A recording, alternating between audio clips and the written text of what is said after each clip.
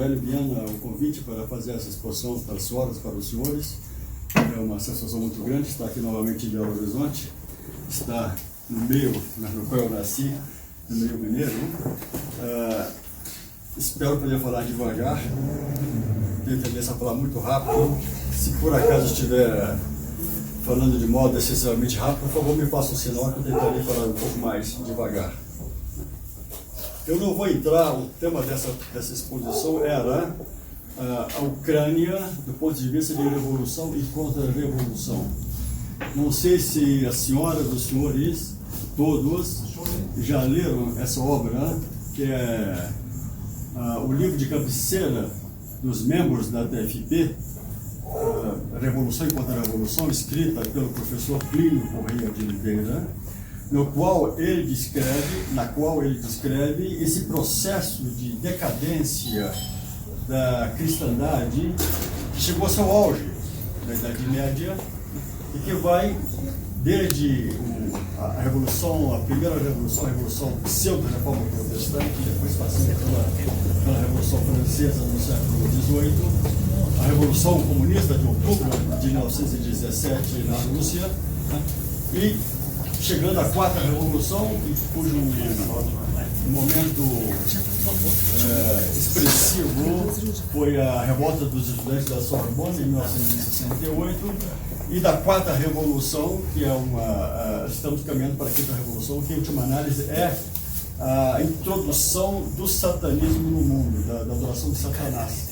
Quer dizer, portanto, nesse livro, que o Dr. Plínio fala de revolução e contra-revolução, felizmente a contra-revolução é um movimento feito para coartar a marcha da revolução. Né? E o Instituto Plínio Correia de Oliveira, a TFP, são movimentos que exatamente, junto com outros movimentos contra-revolucionários, atuam no sentido de, junto à opinião pública, impedir que a revolução chegue ao seu fim. Né? Portanto, a guerra da Ucrânia, essa invasão brutal da Ucrânia pela Rússia de Putin, se insere nesse processo de decadência da civilização cristã, da civilização ocidental, né? Rumo, em última análise, a implantação de um estado de coisas totalmente oposto, né, ao que foi a civilização cristã. E nós já estamos muito próximos disso. As senhoras e os senhores sabem muito bem disso, a introdução do aborto no mundo inteiro, do divórcio. Divórcio hoje em dia é quase que, falando em divórcio, já uma meta conquistada pela Revolução já há mais de 30, 40 anos, está tão ultrapassada que falar em divórcio hoje em dia é quase que... Não, agora é teoria de gênero, é igualdade entre as mulheres, é transgenerismo e daí para fora, não é? Em matéria de denominações, né, de gênero, uns anos atrás, um deputado na Alemanha, do partido Alternativa para a Alemanha, que é um partido que tem conservador, mas tem elementos também nazistas no meio. Ele fez um discurso no parlamento. Então ele fez a introdução, cumprimentou o presidente da sessão, na Câmara de Deputados, depois minhas senhoras, meus senhores deputados, aí disse, começou a enumerar os vários tipos de gêneros, que foram 54, que ele nomeou. Né? E no meio da nominata, o presidente disse, o senhor não vai começar? Não, eu estou ainda dirigindo-me para as pessoas. E quando ele terminou, ele disse, senhores, a sua proposta foi negada. E terminou o discurso, foi só isso. Mas para mostrar de modo assim muito cogente o estado de loucura que nós estamos. Né? Bom, então, feita essa pequena introdução... Adorei esse termo, nazistoide. Vou adorar.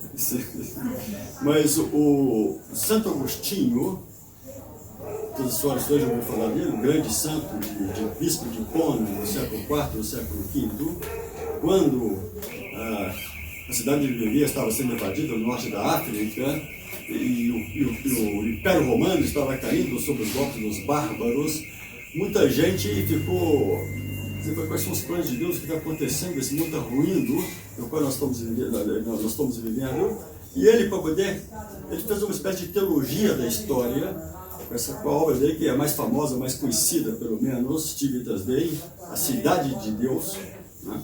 E que ele mostra, ele faz uma teologia da história. E ele, nessa teologia da história, mostrando como é que Deus rege os povos, rege as nações, ele defende uma tese muito interessante e que era muito estimada pelo professor Plínio Correia de Oliveira, né? Segundo a qual ele disse, nós homens fomos criados por Deus para conhecê-lo, amá-lo, servi-lo, né? E adorá-lo por toda a eternidade. Esse é o fim do homem, em última análise, né? Então nós temos uma vida pós-morte e um futuro maravilhoso, né? Como São Paulo diz, eu vos revelaria uma grande verdade, né? Nós não morreremos, ressuscitaremos, né? E contemplaremos a Deus face a face pela bondade de Nossa Senhora. Então ele disse, os homens têm um futuro no céu. Agora, as nações não têm um futuro no céu. As nações, quando vier o fim do mundo, o julgamento, né, final, né, que se vai passar, Deus vai passar em revista toda a história, as nações vão desaparecer. A terra vai ser renovada, mas as nações, enquanto tais, as nações não vão para o céu, né? Haverá no céu brasileiros, né, mas franceses, alemães, espanhóis, né? Mas as nações não. As nações, portanto, as nações, elas são... mas as nações podem ser objeto de castigo ou de prêmio pelas ações que praticam o povo enquanto tal, né? E São Agostinho diz, as nações são premiadas nessa terra, mas também são castigadas nessa terra, né? Premiadas pelo bem que fizerem, castigadas pelo mal que fizerem, né? Elas não passam, né, para a eternidade, né? Então, nesta ótica, nós estamos vendo, e em função de Nossa Senhora de Fátima mesmo, das profecias dela, que se o mundo não se convertesse, né, haveria castigos, perseguição à igreja, o Papa teria muito o que sofrer. E nessa perspectiva, inclusive, nessa perspectiva que se pode inclusive entender a mensagem de Nossa Senhora de Fátima, né? Ou seja, quer dizer, haverá castigo para se o mundo não se converter. Nossa Senhora é coisa condicional, né? E nada parece que o mundo está se convertendo, não é? Nada indica que haja uma conversão geral do mundo, né? Quer dizer, o mundo que está cometendo as loucuras que nós estamos vendo, né? Esse mundo é passível de castigo. Nossa Senhora misericordiosamente veio em 1917, né, pedir penitência, pedir oração, né, para que, como que sustar, né, a mão de Deus sobre a humanidade. Passados 100 anos, mais de 100 anos, 150 da mensagem de Fátima, nós vemos essa calamidade universal. Portanto, quer dizer, nessa calamidade universal em que nações são castigadas, também pode-se ver a invasão da Ucrânia nessa perspectiva. Quer dizer, uma provação para o povo, evidentemente, uma provação não pequena, muito grande, né? Um povo agredido brutalmente por um vizinho muito mais forte, mas que está resistindo valorosamente. Ontem mesmo me mandaram da Itália um vídeo de duas moças, 20 e poucos anos, que se alistaram no exército como paramédicas. Vou dizer, não, eu estudei bioquímica, mas eu sei como funciona o corpo humano. Então eu estou aqui para ajudar, para dar apoio, mas deste vez morrer? Não, se morrer, nós estamos defendendo a nossa pátria contra o inimigo, contra o agressor. Ou seja, há muitas reservas ainda, apesar de tudo isso, morais no povo ucraniano. Reservas morais quaisquer talvez o Putin não contava quando ele invadiu, porque a Ucrânia está se revelando um osso muito duro de roer, não é? Bom, mas eu voltando então, numa perspectiva de revolução e contra-revolução, eu falava da primeira, segunda, terceira e quarta revolução, né? A Rússia soviética encontrava-se nos anos 80, no início dos anos 90, exatamente no auge. Foi o país da terceira revolução, em que se plantou o comunismo, né? Mas o comunismo não é a etapa final do processo, quer dizer, nós chegamos até a quarta revolução, mas a próxima etapa, depois da implantação do comunismo, isso já está, inclusive, está no preâmbulo da Constituição soviética, né? é a implantação do socialismo autogestionário. Quer dizer, aquele colosso soviético deveria se dissolver em pequenas unidades autogestionadas, né? Esse seria o futuro do comunismo, numa fase da terceira revolução, e que teve como grande propagandista desta ideia do socialismo autogestionário um país de uma projeção cultural fabulosa, ainda hoje que é a França, né? O Partido Socialista Francês propôs num projeto socialista de fim dos anos 70, início dos anos 80, a implantação do socialismo autogestionário já na França, como modelo para todo o Ocidente. E com essa capacidade que tem os franceses de arrastar outros povos, porque eles têm um brilho de inteligência, um esplendor, né? Uma clareza no expor as ideias, né? Era as chances da ideia do socialismo autogestionário pegar no mundo inteiro, no Ocidente, a partir da França, era muito grande, né? Então, Dr. Plínio teve conhecimento, o professor Plínio Coelho de Oliveira, fundador da TFP, teve conhecimento desse projeto socialista, estudou-o e redigiu um trabalho que foi publicado em 35 dos maiores jornais do mundo, teve uma edição de mais de 35 milhões de exemplares, foi publicado no Reader's Digest também, um resumo, no qual ele exatamente fazia uma crítica, uma análise do plano do Partido Socialista Francês de aplicação do socialismo autogestionário. Esse documento foi publicado em dezembro, no dia 9 de dezembro de 1981. Eu tive aqui a honra de colaborar nesse trabalho do professor Plínio Oliveira. Ele montou uma comissão de assessoria, de coletar os documentos. Depois, o trabalho feito foi preciso fazer traduções do documento para as diversas línguas. Saiu primeiramente no dia 9 de dezembro no Washington Times dos Estados Unidos e no Frankfurter Allgemeine Zeitung da Alemanha, no dia 9 de dezembro. Depois, posteriormente, o documento foi publicado em outros jornais do mundo inteiro, né? Inclusive aqui no Brasil também. Então, qual a consequência anos depois disso? Dr. Plínio, desmascarando essa manobra do socialismo autogestionário, né? A revolução é como um ladrão que entra na sala escura, a gente acende a luz, ela é de surpresa, né? Então foi um pouco assim, o Dr. Plínio acendeu a luz, desmascarou o plano. O Partido Socialista Francês não teve condições de levar adiante isso. A França não teve, a partir da França não foi possível contaminar outros países com essa ideia. E o próprio Partido Socialista Francês praticamente se dissolveu anos depois. Quer dizer, hoje o Partido Socialista Francês é totalmente inexpressivo na França, né?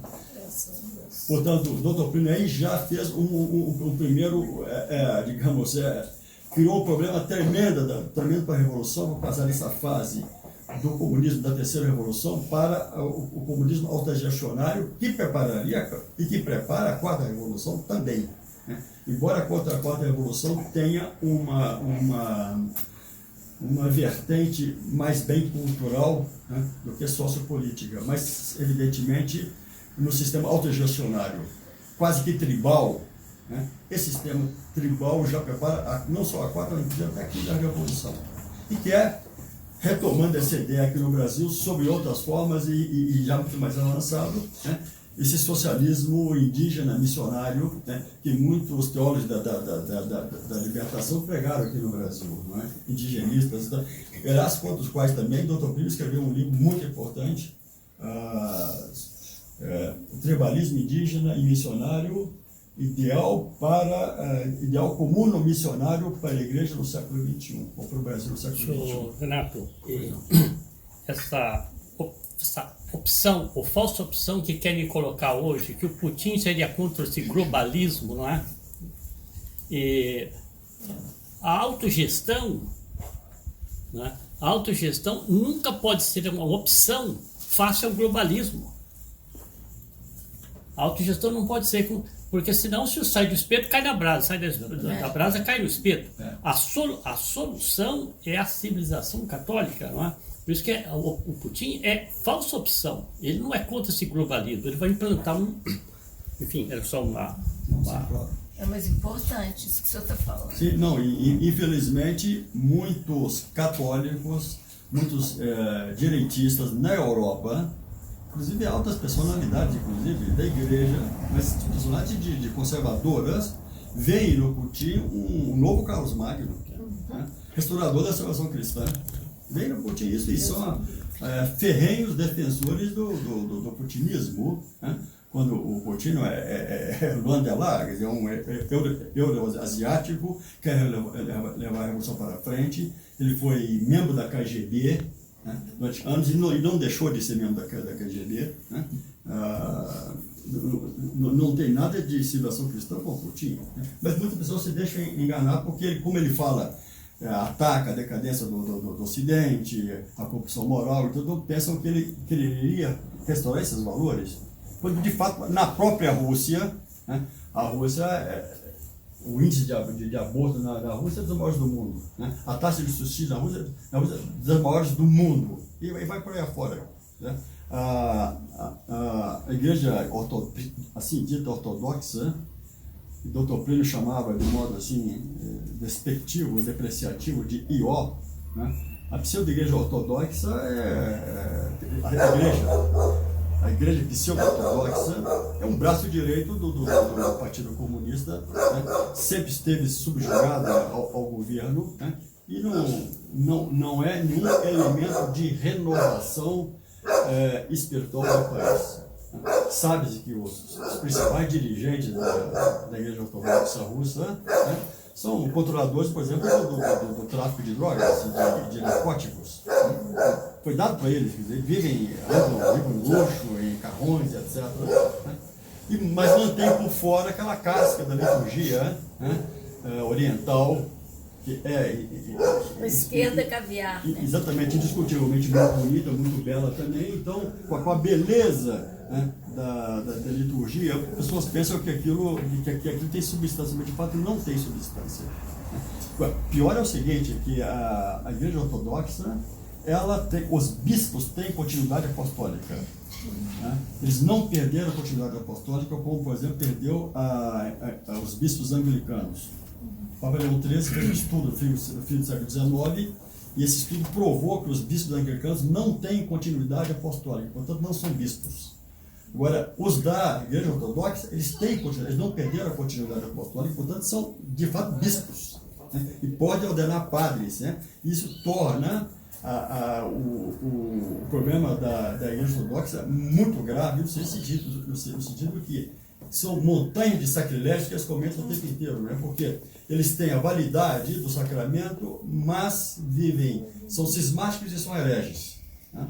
Cismáticos porque eles romperam com o Papa, não aceitam, e hereges também, não aceitam a primazia do Papa, que o Papa é o chefe da igreja, né? E depois, enfim, em matéria de também moral também, há muitos desvios, né? Em matéria teológica, por exemplo, né? A processão trinitária, eles negam a processão trinitária, como ensina a doutrina católica, e vai por aí afora. Né? Esse documento do Dr. Plínio que eu estava mencionando é de 81. Em 1990, quando começaram o mundo dominado pela União Soviética estava borbulhando, né, de satisfação, que aquilo não estava se desconjuntando de todo lado. Lembre-se que a queda do Muro de Berlim foi em outubro de 89. Né? Então, em março de 1990, o Dr. Plínio publicou um manifesto extraordinário chamado Comunismo e Anticomunismo na Orla do Último Decênio do Milênio. Foi de 1990. Né? E que ele analisa o estado da opinião pública nas antigas, enfim, dentro da União Soviética. Né? E que ele dizia o seguinte: havia ali um grande descontentamento, com D maiúsculo, né? De gente que estava inconformada com aquele estado de coisa, com aquela opressão, com aquela miséria, com aquela pobreza, né? Que queria sair daquela situação, daquele jugo, né? Hoje em dia, inclusive, pela perseguição Pelas ideias, a perseguição religiosa na União Soviética, ninguém entrava, isso na Lituânia me disseram várias vezes, ninguém entrava para o seminário sem autorização da KGB. Tem uma ideia como é que era? Então, aquilo 50 anos de julgo pesado soviético sobre essas nações, foi provocando um estado de descontentamento que deu na explosão que deu e que foi a dissolução, o desconjuntamento da União Soviética. E o primeiro país que se levantou e proclamou sua independência foi exatamente a Lituânia. Quando a Lituânia proclamou sua independência em fevereiro de 90, o Dr. Plínio iniciou, logo depois desse manifesto, que é de março, em junho, o Dr. Plínio telefonou para o presidente da Lituânia, Landsbergis, Vytautas Landsbergis, e propôs para ele que a TFP fizesse uma campanha de apoio a essa independência. Eles foram muito agradecidos, a TFP fez essa campanha em 26 países e galvanizou a opinião pública mundial pela causa da independência, não só da Lituânia, mas das demais repúblicas subjugadas pela bota soviética. Então a Letônia proclamou sua independência, logo depois a Letônia e a Estônia, são países bálticos, a Ucrânia, também declarou sua independência e se separou da Rússia, e houve esse desconjuntamento. Porém, e aí se viu, quer dizer, é coisa impressionante como é que o regime, o Papa Pio XI diz isso quando na encíclica dele, que ele condena o comunismo e o socialismo, que ele chama o comunismo de um regime intrinsecamente perverso e antinatural. Isso se nota quando as primeiras delegações da TP foram na Lituânia, primeiro para entregar as assinaturas, os 5 milhões de assinaturas. Fomos na Lituânia, em Vilnius, na capital, e depois em Moscou, para entregar os microfilmes.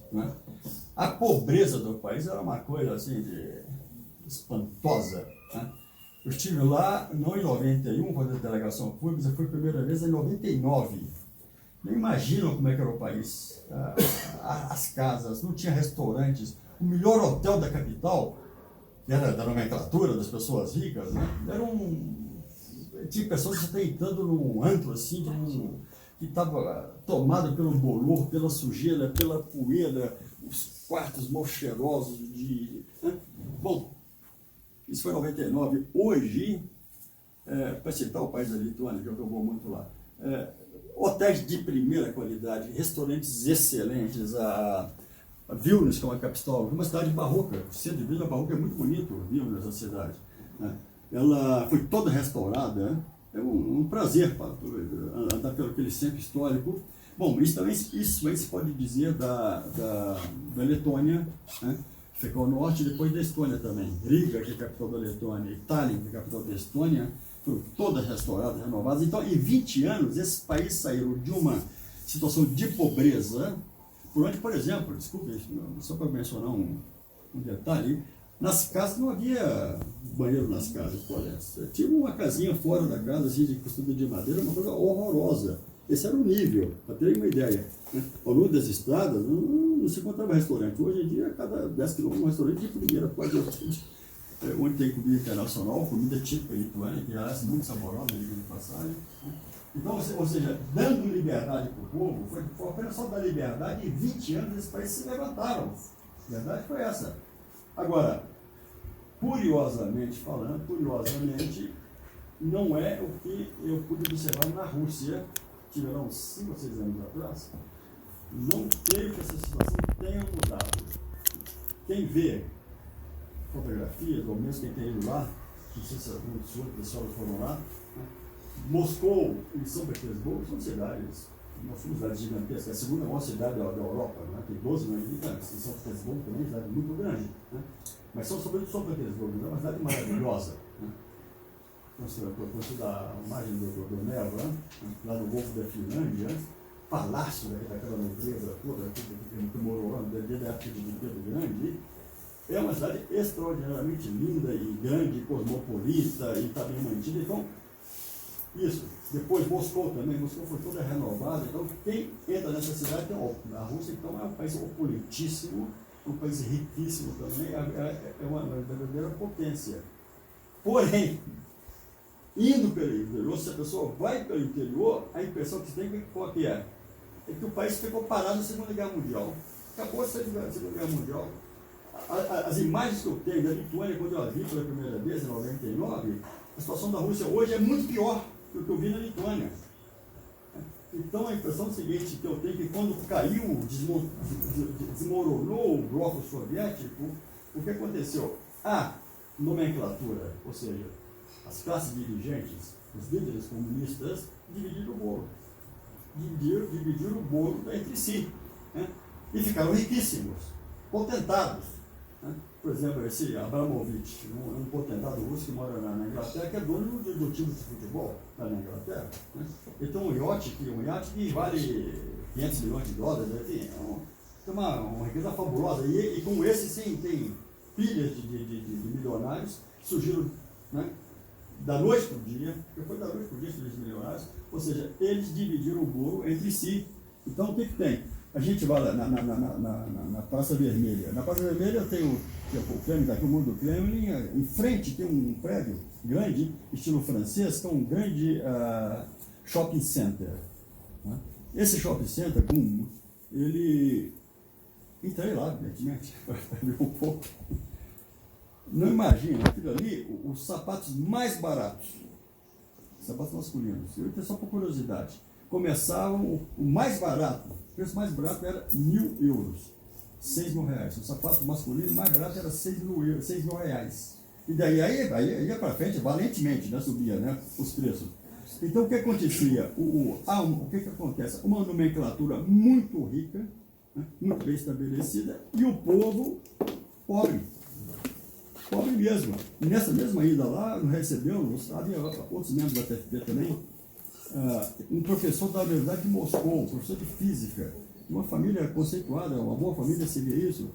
Ele me mostrou um livro sobre a família dele, e ele deu aula até às 5 da tarde, e eu havia conhecido na Lituânia. Ele se propôs a nos mostrar Moscou, a parte antiga, e foi muito interessante, porque nada mais um moscovito que conhece o que é interessante para mostrar. Então, encontramos com ele às 5 horas da tarde na Praça Vermelha.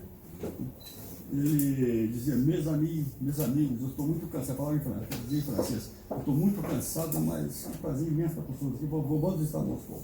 Aí começamos a visitar, né? Em determinado momento ele foi muito amável e nos convidou para tomar um vinho. Então, nós tomamos um vinho. Na hora de sairmos, eu percebi que ele estava no caixa, regateando o preço do vinho, que é um vinho horroroso, né? Me dá dor de cabeça imediatamente. Então, o povo coitado pegou o vinho mais barato que tinha, ainda assim teve que negociar o preço do vinho. Né? Mais tarde, o tempo foi passando, caiu a noite, o professor Serguei, chamava Serguei, nos leva a um restaurante típico aqui de Moscou, mas típico, não se preocupe não, pode ser, eu quero um bom restaurante, mas típico. Ele ficou assim, todo sem jeito, me chamou de lado, Renato, não tem condição de pagar. Não, professor, você é nosso convidado. Nos levou realmente um restaurante muito bom. Na hora, estou contando só para o fato assim, poder pegar um pouco a realidade, não é? Na hora de pagar a conta, eu dei para a moça uma gorjeta de $15. A moça abriu um olho desse tamanho assim. E dizia, that's for me? Yes, for you. Really? That's for me? É para mim? Eu não queria acreditar. Depois fiquei sabendo, o salário desse professor, para você ter uma ideia, era 120 euros por mês. Né? Então, uma moça que ganha uma gorjeta de 15, devia ser ela ficou muito contente, evidentemente. Né? Então, você vê o seguinte, a pobreza na Rússia, no interior da Rússia, é muito grande. Não é fácil, né? E o Putin, com essa guerra, ele corre um risco muito grande, porque uma guerra é o sovedor de dinheiro, de recursos, evidentemente, né? E o povo russo vai pagar essas consequências e já está pagando. Não sei se viram alguns dias atrás, e foi no estádio, apresentar, o estádio todo cheio, e como é que o estádio estava cheio? Um amigo nosso da Itália, telefonou com um conhecido em Moscou, e disse, olha, foram nas fábricas e levavam gente assim, ó, ou vão para concentração, então são despedidos amanhã. Então, gente levada no cabresto. No meio da manifestação, bandeira da Rússia, tudo, está na internet, pode ver. O que aconteceu? A televisão tira a imagem do Putin e põe um outro evento totalmente diferente. né? As pessoas ficam sem saber o que aconteceu. Fizeram uma edição, né? E na hora trocaram a imagem, tiraram a imagem lá, estava live, e puseram um outro evento. E o que aconteceu é o seguinte: evidentemente tinha muita gente lá que estava presente e estava filmando. Depois essas pessoas colocaram nas redes o que houve. Houve o seguinte, que Putin mencionou o pseudo-santo da Igreja Ortodoxa, que é protetor das armas nucleares. E quando ele falou do santo protetor de armas nucleares, ele sofreu uma vaia do ginásio inteiro, é um estádio de futebol inteiro, né? Então o que fizeram é só tirar, colocaram outra coisa para poder. Então não aparece a vaia dele, né? Então o Putin está enfrentando já resistências internas, já mandou prender alguns generais, né? Eu não sei como é que ele vai sair dessa enrascada, se vai para frente ou não, enfim. Se o câncer deixar, né? Porque ele está com câncer terminal, né? Ah, não sabia disso, ele está inchado dos remédios e nem assim ele não se rende. Né? Você que seja aí a mão da providência, talvez, né? Com certeza. Pode poder libertar, não é? Mas seja como for, quer dizer, se essa invasão, essa agressão à Ucrânia for bem sucedida, infelizmente os líderes ocidentais estão tendo a mesma reação que tiveram os chanceleres da França e da Inglaterra, Daladier e Chamberlain, né, diante de Hitler, né, pouco antes de estourar a Guerra Mundial de 1938, né, que foram fazendo concessões para o Hitler, né, o famoso Acordo de Munique, que Chamberlain voltou recebido apoteoticamente em Londres, né, encontramos agora a paz para o nosso tempo, peace for our time, ele dizia assim, né, o Hitler então tinha assinado um acordo de paz com ele, eles estavam cedendo, eles não enfrentaram o Hitler. O Hitler desprezou aquele acordo, passou por cima e invadiu a Polônia e deu a Guerra Mundial. Né? Quer dizer, toda a questão da Ucrânia corre-se o risco de realmente do Putin, não contente com a Ucrânia, invadir outros países. Né? Ao sul tem a Moldávia, tem a Romênia, né? Ou ao norte, país que pertence à NATO mais complicado, os países bálticos, por exemplo, Lituânia, Letônia e Estônia. Agora, dada a fraqueza, dada a moleza, dado o entreguismo dos líderes ocidentais, eu não vejo, por exemplo, na Europa, na Alemanha, nenhum alemão disposto a derramar uma gota de sangue pela Lituânia. Não vejo.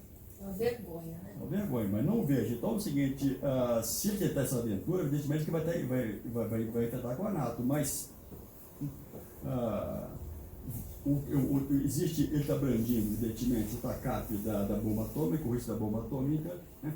E está se pondo novamente alternativa para o Ocidente, que era muito falado nos anos 70, nos anos 80, red or dead, quer dizer, vão ficar vermelhos ou mortos, né?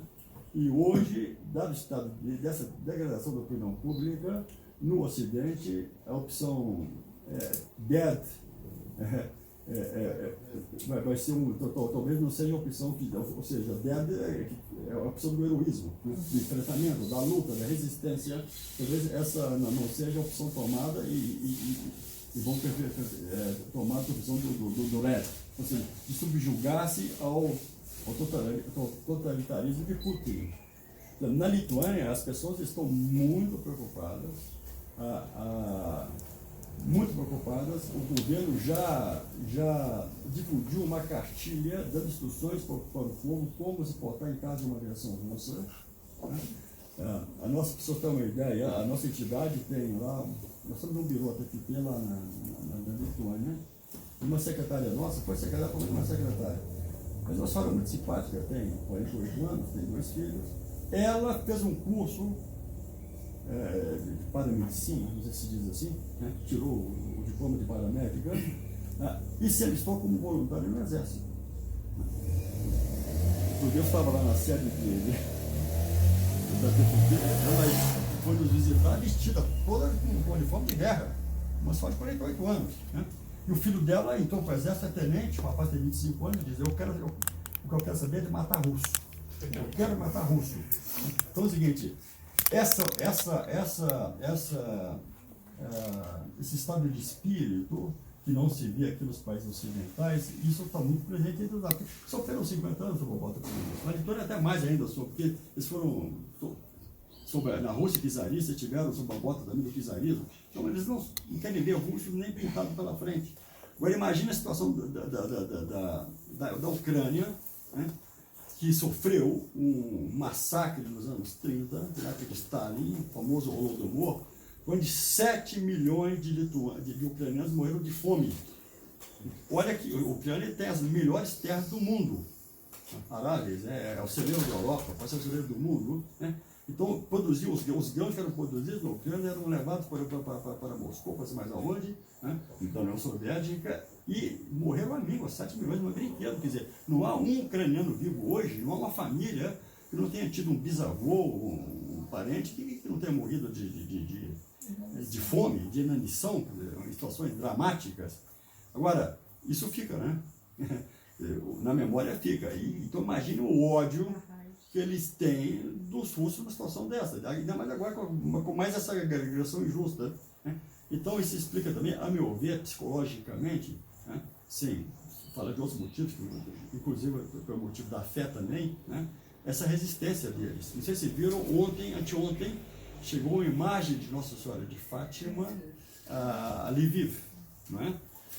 E foi exibida na igreja lá, com solenidade, tudo, veio de Fátima a imagem. Muito parecida com essa, não é igual, mas muito parecida.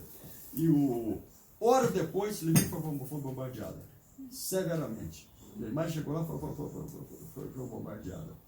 Hoje, à tarde, está agora, porque agora são 5 horas de diferença, em Kaunas, que é a segunda capital da Lituânia, está havendo um terço público, com uma cópia dessa imagem, uma cópia muito parecida com essa aqui.